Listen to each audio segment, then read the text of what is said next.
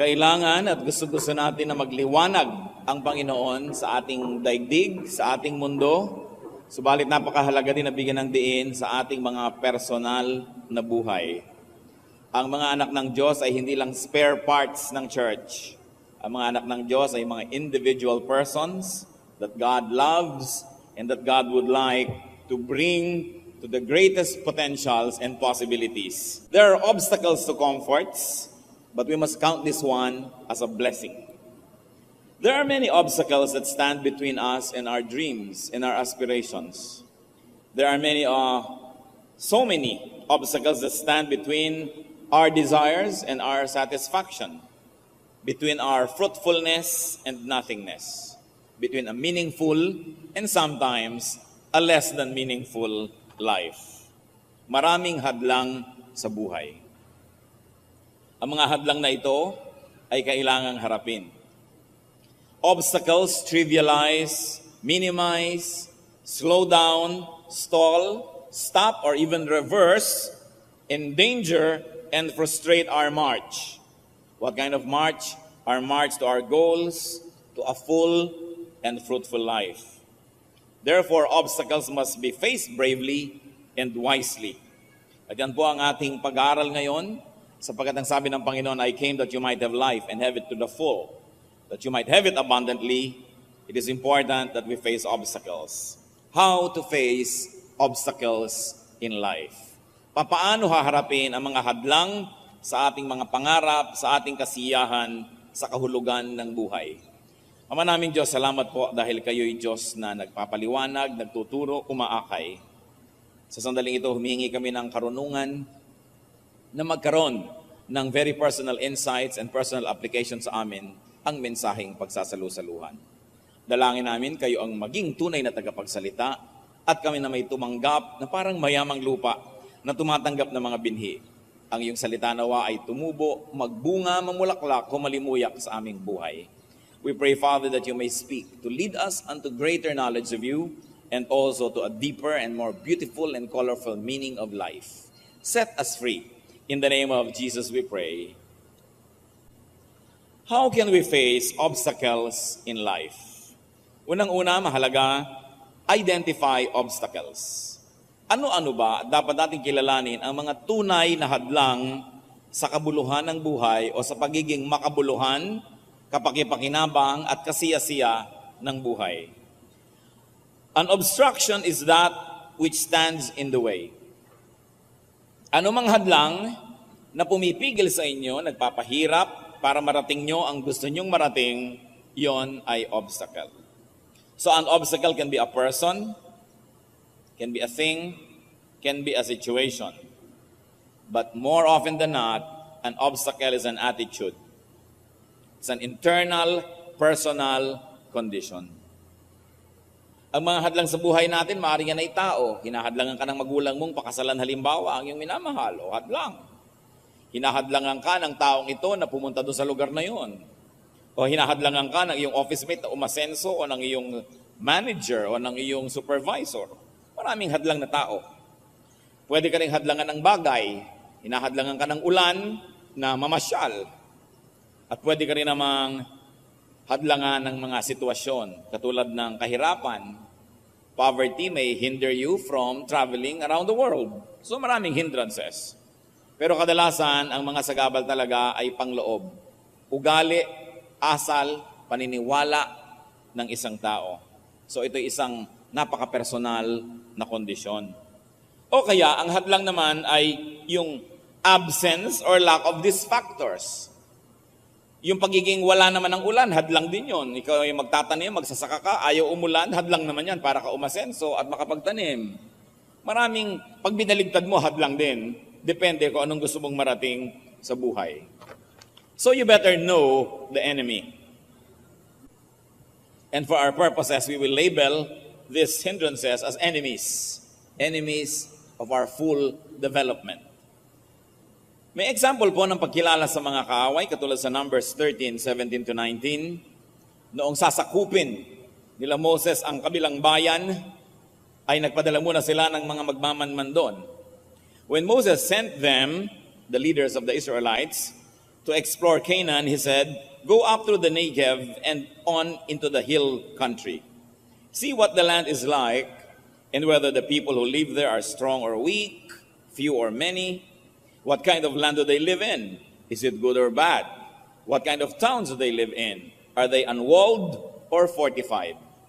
So bago sakupin ang isang bayan, alamin muna ang kanilang kalagayan. So dapat kilalanin ang kalaban. At kung ituturing natin kalaban yung mga hindrances sa ating buhay, kilalanin yon. Identify real objects from just parts of the scenery. Kung minsan naman, hindi naman talaga obstacle tong taong to, akala mo lang pala, hindi mo lang naintindihan. Yung pala ang makakatulong sa'yo kung minsan. Hindi naman pala obstacle yung ulan, o yung tag-araw, o yung taglamig. Hindi naman obstacle na mahirap ka. Yung pa pala ang pagmumula ng iyong lakas. So kailangan kilalanin mo muna bago mo tawagin na obstacle. Ask God to make you see obstacles clearly. Because sometimes with godly eyes and with the revelation coming from the Spirit of God, you will realize that something is a very beautiful tool and not really an obstacle. Kaya sabi sa Psalm 5:8, "Lead me, O Lord." Kayong manguna. Turuan niyo ako mag-isip, turuan niyo akong sumuri ng aking kalagayan. 2 Kings 6:17, "And Elisha prayed, O Lord, open his eyes so he may see. Then the Lord opened the servant's eyes, and he looked and saw." In other words, mayroong mga bagay na dapat makita, pero hindi nakikita ng lahat. Ipinanalangin pa ng propeta yung katulong niyang lalaki para makita ang dapat makita, at nakita nga. Kailangan natin ang tulong ng Diyos para makilala natin kung anong tunay na obstacle at ano ang hindi. Then, once you have seen the obstacles in your life, and I think by now, you must be imagining, ano nga ba mga obstacles ko to be the person that I really want to be? To do the things I really want to do. To accomplish what I really want to achieve. By now, nag-iisip na tayo ano mga obstacles yan.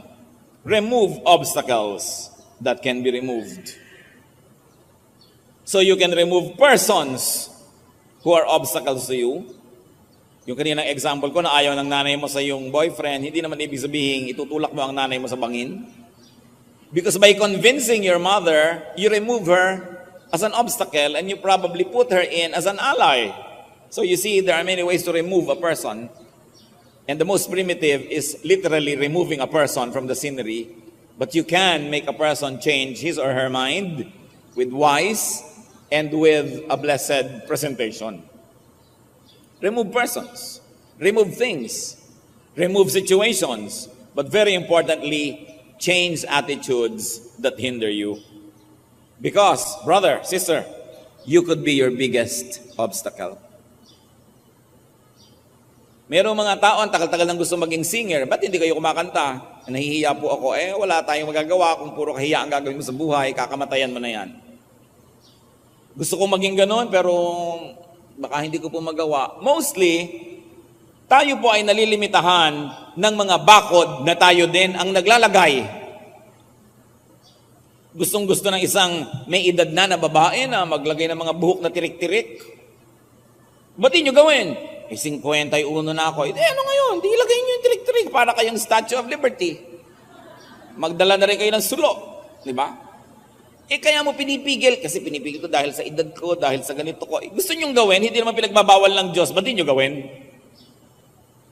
So tayo ang naglalagay ng mga hangganan, ng ating mga fears, inferiority feeling, doubts, and very especially, people are not able to achieve much because they're afraid of rejection and failure. Kung aalisin po natin yung takot na mabigo, takot na hindi maunawaan ng marami, mas marami tayong magagawa sa buhay. So ano ang inyong mga limitasyon na inilagay nyo sa sarili nyo? Marami yon. Hindi ko ito magagawa kasi may asawa na ako, kasi may anak na ako, kasi ganito, kasi ganon. Sinong may sabi? Pag hindi Diyos ang may sabi, therefore pwede nyong gawin. Yung mga tradisyon ng tao, mga nakaugalian, nakasanayan, tao lang gumawa niyan. Hindi yan kailangan maging idol in your life. So, don't waste your life. Iisa lang ang buhay nyo dito sa balat ng lupa. Sa kabilang buhay, ibang usapan na yon. Pero dito, isa lang talaga yan. So huwag nyong isakripisyo ng isakripisyo ng isakripisyo ang buhay na ito Sapagkat inilagay tayo ng Diyos dito para maganap din ang dapat maganap, malasap ang dapat malasap, makain ang dapat kainin, mapuntahan ang dapat puntahan, mangyari ang dapat mangyari. And sometimes the biggest obstacle of a person, that which obstructs, is himself or herself. So alisin ang mga multo na tumatakot sa atin because you could be your biggest obstacle. Isang obstacle para mangyari sa buhay ang maraming magagandang bagay, nasa loob din, tulad ng mga bitterness. Ephesians 4:31, get rid of all bitterness, rage, and anger. Dahil kukulungin kayo niyan, kokontrolin kayo at sisirain kayo niyan. Isa pa napakalaki sa ating lahi, shyness. Nahihiya. Ba't tumigil ka ng kumain, gutom ka pa, nakakahiya? Bakit pagod na pagod ka, hindi ka maupo? Nakakahiya. Ba't di ka nalang mamatay? Nakakahiyang mabuhay. Diba?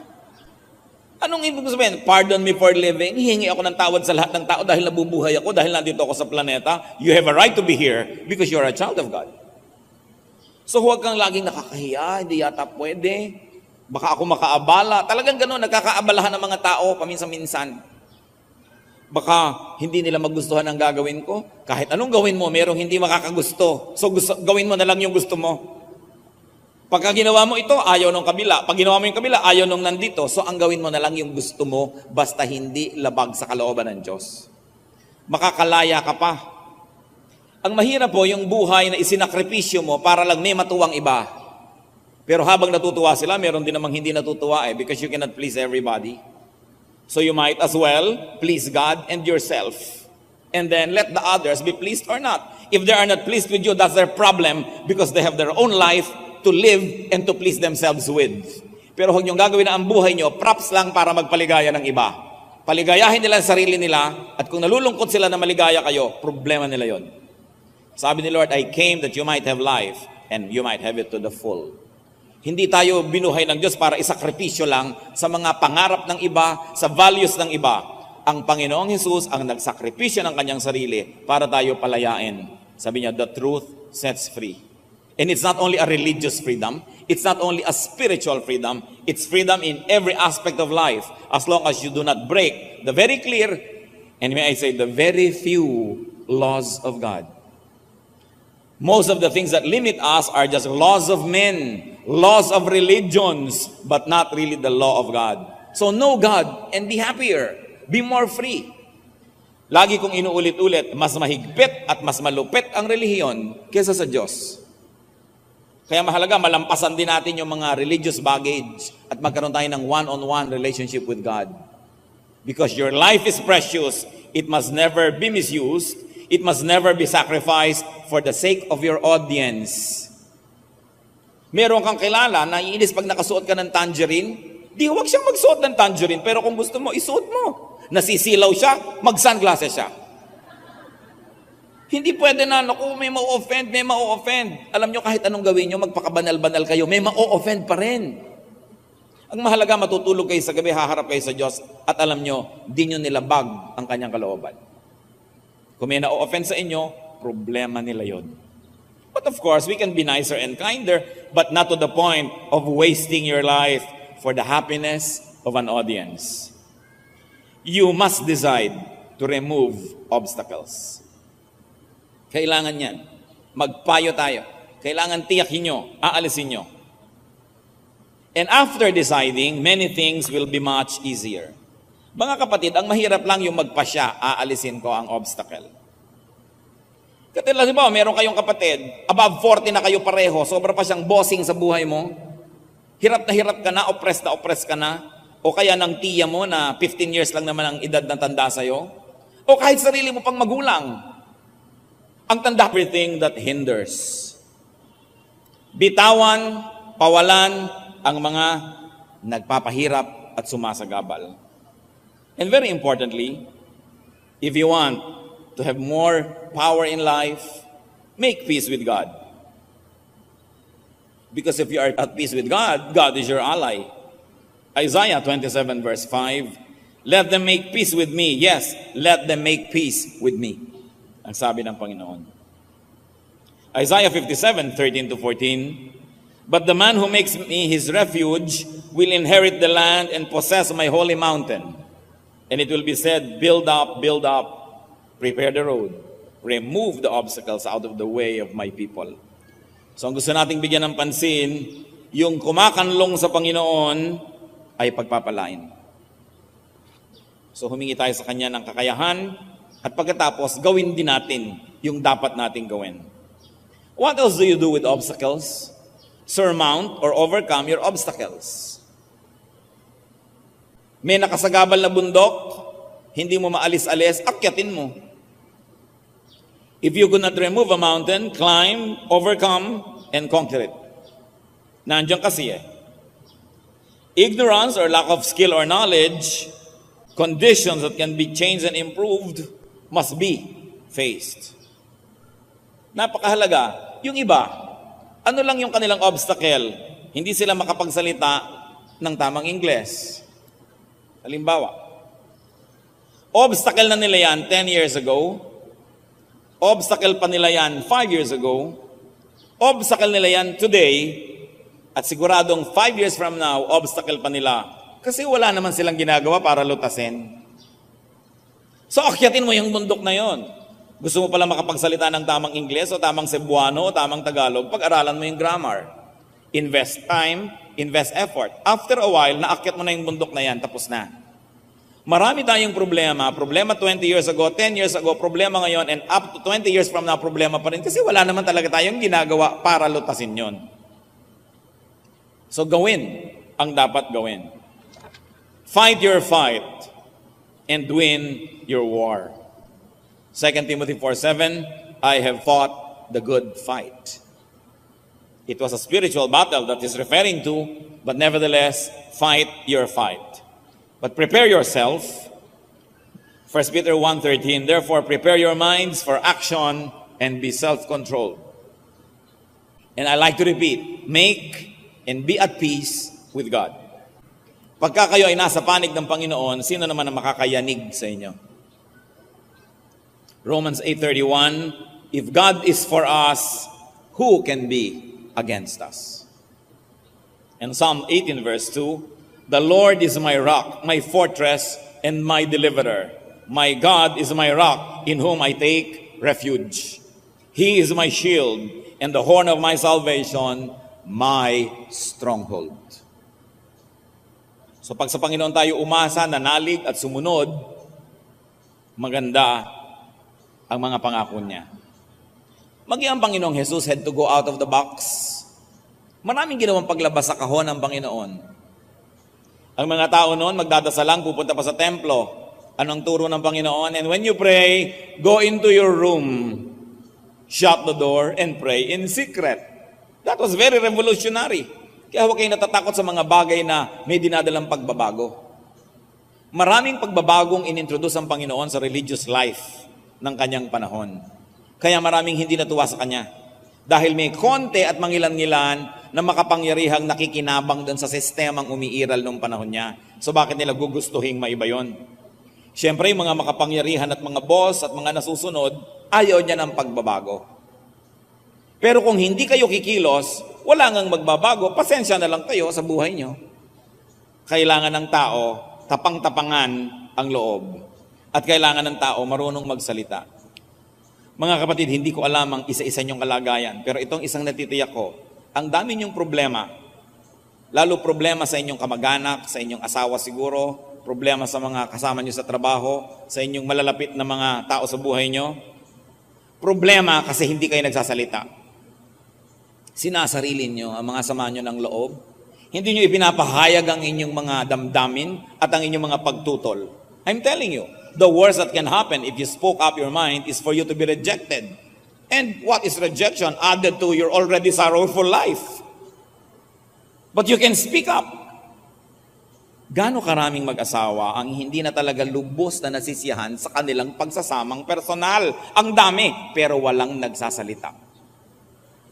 Sinasarili na lang, dinidibdib na lang, at dinadaan sa buntong hininga at pababagsak-bagsak na mga plato sa lababo. Ba't di nyo sabihin? Kumibo kayo, kaya tayo binigyan ng bibig para kumibo. Kaya para magsalita. Basta't ang pagsasalita natin ay magalang, isinasaalang-alang yung timing, no? Pero kailangan kayo magsalita dahil walang magsasalita para sa inyo. Ang marapat sigurong masuri at ma-appreciate ng maraming tao ay hindi tayo nilikha ng Diyos para ipaapi sa iba. At hindi rin tayo nilikha para mang-api. So kailangan marunong ka rin na gumalang sa iba, pero kailangan hingin mo rin na igalang kanila. Magsalita kayo. Ang dami-daming frustration ng mga Pilipino sa kanilang mga kamag-anak, hindi masabi. Magsalita kayo, magpakatapang kayo. Ba't yung iba kailangan pa maglasing para magsalita? You know ba? Why? Because we were not trained to speak our minds out. Ang bata-bata mo pa, huwag kang sasagot. Huwag kang kikibo. Hindi magandang training yan. Hayaan nyo magsalita, basta magalang. At kung sila ay under your care because you are the parent, mga anak na nagsalita, hindi sila sang-ayon sa inyong policy, na ipahayag nila, na ipaliwanag, hindi pa rin kayo convinced, well, the authority rests with the parents. So you say, well, I have heard your point, but still, itong gagawin natin. Pagtanda mo, ma-appreciate mo itong pinapagawa ko sa'yo. Pero pakinggan, hindi masama na magsabi ng nararamdaman. Ang nagpapasama ay yung paraan ng pagsasabi.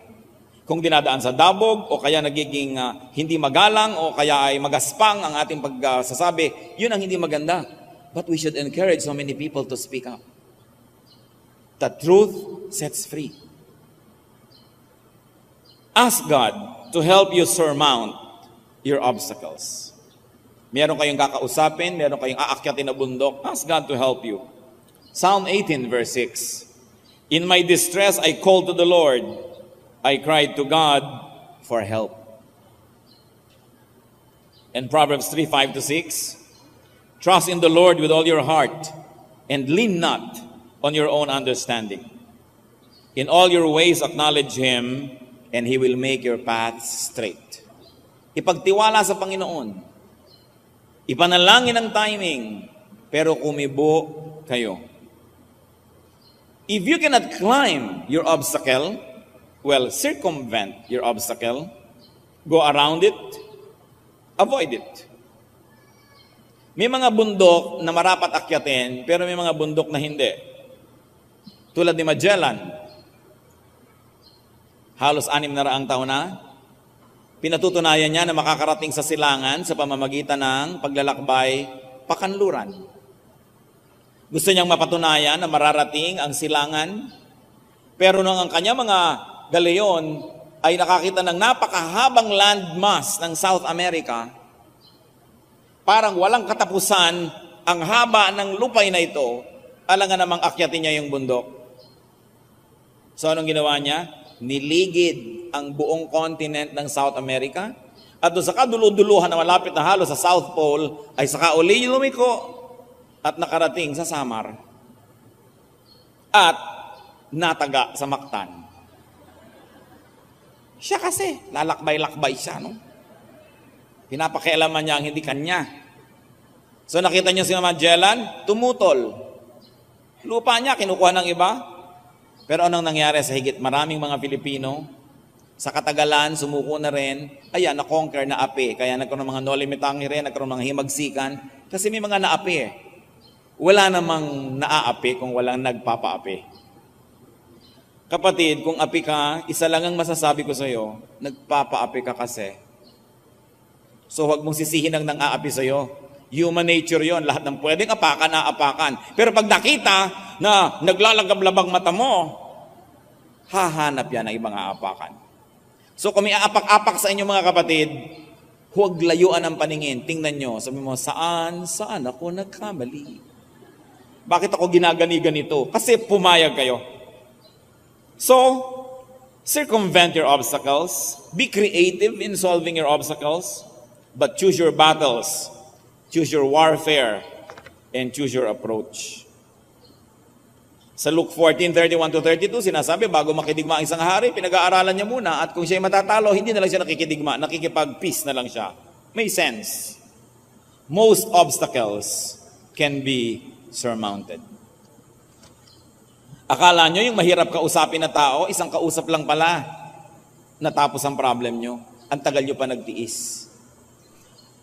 Sa atin naman po kasing mga Pilipino, sapagkat malalaki ang ating puso at pangunawa, halos lahat nakukuha sa usapan. So, makipag-usap kayo. Gawin nyo ang magagawa. Situations can be changed. There are only very few situations that cannot be changed. So accept them. But change most of the situation you're not happy with. Do not be a disabled person. Be other-abled. Alam mo, may problema kayo sa height. Siyempre, huwag na kayo sumali sa beauty contest. Hindi kayo mananalo. Huwag na nyo nang piliin na maging stewardess. Pwede kayong humanap ng ibang trabaho, ng ibang karir, na magiging asset ninyo yung what many think as a liability. Tingnan niyo po si David. Teenager, nagpa siyang labanan si Goliath, fully armored ang laki-laking tao, dahil walang lumalaban sa kanilang mga hukbo, na insulto na ng gusto si David para sa Diyos ng Israel, at lalabanan niya. Sapagkat ang laki-laki nung si Goliath at nakabihis pa ng mga bakal na armor, ang bibigat ng mga sibat, mayroon pang mga shields, ginawa ng hari ng Israel, ibinigay kay David ang kanyang shield, ang kanyang sword, ang kanyang lahat. At nung isukat ni David, sabi niya, nako, bibigat lang ako. At ano po ang ginawa niya? Binitawan niya yung mga high-tech weapons of his time. And he went to the river and found a few smooth stones. Namulot ng mga batong makikinis at inilabas yung kanyang tirador, yung slingshot. At nung makita siya ni Goliath, sabi niya, aba, iniinsulto mo ba ako? Anong kalaban mo, aso? Mukhang patpat lang yata ang dinala mo. Pero what seemed to be his weakness became his strength. Kasi gamay niya yun eh. So lahat po tayo may strength. Kapatid, nagmumukha ka lang weak kasi kino-compare mo ang sarili mo sa iba na merong nakikita kang strength. 3 times I pleaded with the Lord to take it away from me. But He said to me, my grace is sufficient for you, for my power is made perfect in weakness. Therefore, I will boast all the more gladly about my weaknesses, so that Christ's power may rest in me. Ang galing po kasi ni Paul linguist, very well educated, cultured. He belonged to the upper class of the society of his time. Sabi niya, tinanggap ko na itong kapintasan o discomfort or hirap na ito at inaari ko ito na inilagay ng Diyos para pigilin akong maging mayabang. Ano po ang gagawin ninyo, kapatid, kung kayo ay 6-footer, halimbawa 4'11 kayo ngayon o 5'2", anong gagawin nyo kung 6-footer kayo? O mga kababaihan, kung halimbawa kayo 36, 24, 36, ano kaya ang gagawin nyo sa buhay? Meron pa nga akong kilala, tad-tadang peklat ang kanyang katawan. Sabi niya, alam mo, kung hindi lang pang night swimming ang kutis ko, ipaghahampasan ko ang legs ko sa 4 na sulok ng mundo. Pero wala akong magawa dahil eto to So it keeps me humble. Kung isipin po natin na meron tayong sa tingin natin ay kakulangan o kapintasan, ano kaya ang nangyari sa atin kung wala yon doon? Kung ano kaya't lahat ng gusto natin sa buhay na kamit natin, ano kayang uri ng ugali ang lalabas? So, even seeming thorns in the flesh can be read, interpreted, and used as blessings. Ang napansin ko po mga kapatid, sa tinagal-tagal na ng pakikisalamuha at pakikitungo sa isang katerabang mga tao, ang mahalaga, meron kang malusog na pagtanggap sa iyong sarili. Tinatanggap mo yung mga bahagi ng pagkatao mong hindi na mababago pa. Halimbawa, ang korte ng iyong panga, bagamat nababago-bago na rin yan ngayon, nilalagari, kung anong ginagawa, no? So, pero kung talagang ganun yun at hindi ka na makakapagsalita kung lalagariin pa yon, tanggapin mo na ganun ang panga mo. Dahil marami ka pa mga ibang bagay na pwedeng ikagalak tungkol sa iyong sarili. Halimbawa, ang ganda-ganda ng iyong atay, bagamat konti lang nakakakita nun. Sabi mo, alam mo, ang ganda-ganda ng atay ko, sabi ng ultrasound. Ilagay mo sa litrato mo, sa ibabaw ng piano, yung atay mo. Marami ka pang asset. Sasaya tayo kung matututunan nating tanggapin at mahalin kung ano tayo. Bagamat baguhin ang pwedeng baguhin, pero meron talagang hindi eh. Talagang naubos na ang gamot sa lahat ng butika at beauty parlor, kinky pa rin yung buhok mo, tanggapin mo na. Diba? Gumawa ka na lang ng style na bagay. Kesa sa pinipilit mong tuwirin na mukha kang walis tambo. Bakit hindi mo tanggapin ang iyong sarili? No? Ganito ang itsura mo. Alam niyo kung sino ang magandang tao? Yung talaga maganda. Lalaki man, babae. Sa Tagalog kasi merong magandang lalaki. So ginagamit din natin yung maganda sa lalaki.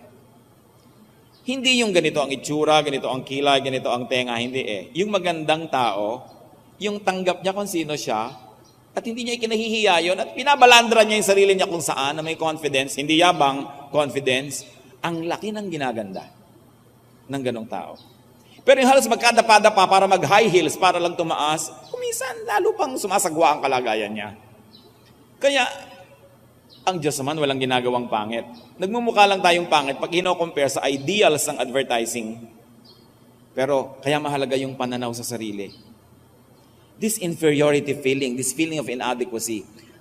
There was one very, very, very beautiful actress na nung tanungin siya kung anong insecurity niya, alam niyo sabi niya, physical pa rin yung insecurity niya. Kulang pa rin ang kanyang mga vital statistics. Nobody is ever contented. So keep improving. But while you are in this situation right now, fall in love with yourself. Hindi masama yun. Because charity begins at home. Kailangan ipinoproject mo yung mga strong points mo at tanggapin mo that you cannot be strong in every aspect of life. Turn every weakness into a strength. Turn every liability into an asset. And very especially, you want to surmount, you want to overcome your obstacles, live in God's favor. And every curse that is released unto you can become a blessing. Nangyari na yan sa buhay nila Balaam. May nagbabayad sa kanya na sumpain ng Israel, pero dahil pinagpapala ng Diyos ang Israel, kahit niya padala ng sumpa ang dumadating sa Israel, pagpapala. Pag gusto kayong pagpalain ng Diyos, sino ang makakapigil? Kaya ang unahin, makipagmabutihan sa Diyos. And then flow with spiritual law. Make peace and live in peace with God. 1 Samuel 14:6, nothing can hinder the Lord from saving, whether by many or by few. Walang nakakapigil sa Diyos. Gusto kanyang iligtas, konti o marami ang iyong hukbo, ililigtas kanya. Pati ang kabutihan ng lalaki sa kanyang asawang babae, may kinalaman sa malalalim na bagay. 1 Peter 3:7, husbands, in the same way be considerate as you live with your wives, and treat them with respect as the weaker partner, and as heirs with you of the gracious gift of life, so that nothing can hinder your prayers. So sabi, mga lalaki, maging mabuti kayo sa inyong mga asawa at nang walang hadlang sa dasal nyo. Kita nyo na, baka kami sa nahahadlang-hadlangan ng mga dasal, hindi pala ganun kabuti sa asawa. May kinalaman. Kasi kung mabuti ka sa iyong asawa, natutuwa sa iyo ang Diyos, sino ngayon ang haharang sa iyong mga dasal? So lumagay sa lugar, mahalin ang dapat mahalin. And as we have already mentioned, live with what's there. Change what can be changed. Accept what cannot be changed. Napakaganda ng example ng Panginoong Jesus na siya ay nananalangin at iniisip niya ang lahat na mangyayari sa krus ng Kalbaryo. At sabi niya sa panalangin, Father, if it is possible, let this cup pass. Pass na, Father, kung okay lang sa'yo. Sabi niya. But then, not my will, but yours be done. Kung pwede lang naman, pero kung talagang hindi, tatanggapin. So baguhin ang pwedeng baguhin, tanggapin ang dapat tanggapin, papayapa ang ating loob. As long as you are trying to be someone else, not yourself, you will always have obstacles. And you cannot find fulfillment and contentment. May isa pa. Gusto nating huwag nagkakaroon ng maraming hadlang sa ating buhay. As much as possible, do not be an obstacle to others.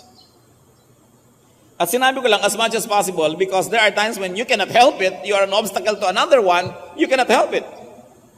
Halimbawa, may contest, pareho kayong lumasali, alangan naman magpatalo ka para manalo siya. So you cannot help it. Obstacle ka talaga, then let the better person just win. But as much as possible, do not be an obstacle to others. Romans 14:13, make up your mind not to put any stumbling block or obstacle in your brother's way. And you know why this is part of our study? In removing obstacles in our lives, because Galatians 6:7 says, a man reaps what he sows. Inaani ang itinatanim. Pag laging binibigyan mo ng sagabal ang iyong kapwa, tiyak marami ring magiging sagabal sa iyong buhay. At baligtarin natin, kung marami pong sagabal sa inyong buhay ngayon, mag-aral-aral, mag-isip-isip, baka marami tayong inilalagay na sagabal sa buhay ng iba dahil inaani ang itinatanim. What goes around, comes around. I urge you, brothers, to watch out for those who cause divisions and put obstacles in your way that are contrary to the teaching you have learned. Keep away from them. So, yun daw mahilig maglagay ng mga obstacle, layuan. Alam nyo, may mga taong ganon. Huwag kayo masyado makipaglapitan sa kanila. Yung mahilig na mangharang, mahilig na makipag-compete, mahilig na bumigo sa kapwa, stay away from them. In Acts 28:31, boldly and without hindrance, he preached the kingdom of God and taught about the Lord Jesus Christ. Now, why are we including this in our study? Because it is your decision not to have a hindrance. Hindi madaling ituro noon ang kingdom of God at ang Panginoong Jesus kontra sa prevailing religious winds. Pero sabi, boldly and without hindrance. Totoo ba yon? Without hindrance? Ang daming hindrances. Pero hindi tinanggap ng preacher yung hindrances. Nilampasan niya, kaya wala siyang hindrance. Ang mga hindrance nyo ngayon, mga kapatid, hindrance lang dahil pinapayagan nyo. Pwedeng lampasan. Aming Diyos, nagpapasalamat kami sapagkat kayo ay Diyos na maibigin sa amin at gusto nyo kaming lumaya. Ipakita nyo sa amin, Panginoon, ang kalagayan namin. Kung meron kami mga kulungan, mga bakod, mga tali, na hindi naman dapat na nandun, kaya lang pinapayagan namin. Ituro mo sa amin ang makadiyos, tamang paraan upang kalagan ang aming mga sarili, at ganun din, payagan ng iba na hinahadlangan namin, ikinukulong at itinatali namin, na makalagan din sila. Kung paano po namin gusto, Panginoon, na maging malaya, habang sumusunod sa iyong mga batas lamang, nawa ganun din ang ibigay namin pribilehiyo sa kapwa namin, palayain din namin sila. Lalong-lalo yung mga nasa ilalim ng aming impluensya o kaya'y kapangyarihan. Teach us to value freedom because it comes from you. Palayain mo yung mga anak, Panginoon, bigyan mo ng karunungan na malampasan ang mga hadlang sa kanilang mga pangarap, ang mga hadlang sa mabubuti nilang gustong gawin, mga hadlang upang sila'y maging mga mabunga, masasaya, at matitiwasay na mga tao. Ituro mo sa amin ang mga ugali namin na nagpumipigil sa aming mga sarili at ganon din sa aming kapwa. Nawa, Panginoon, higit sa lahat, ipakita mo sa amin ngayon kung meron kami mga inaapi, pinipigil, kinokontrol, gayong hindi naman kami Diyos. Teach us not only to set ourselves free, but also to let others be free. While surrendering ourselves to your moral law, teach us, O God, to enjoy life to the fullest. Magbulay-bulay tayo, mga kapatid. Hindi aksidenteng ang mga ganitong bagay ay sumasagi sa ating isipan. Ang kalooban ng Panginoon, ang bawat isa, marating ang pinakamalayong pwedeng marating. Magawa ang pinakamaraming pwedeng gawin. Maranasan ang pinakamabubuting karanasan sa buhay. But you have to be decisive. You have to set yourself free. You have to be brave.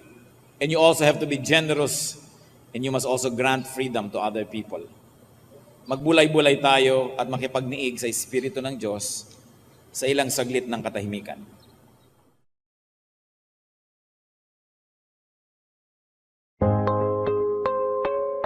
Your spirit soar, and let your atom move your body. All of my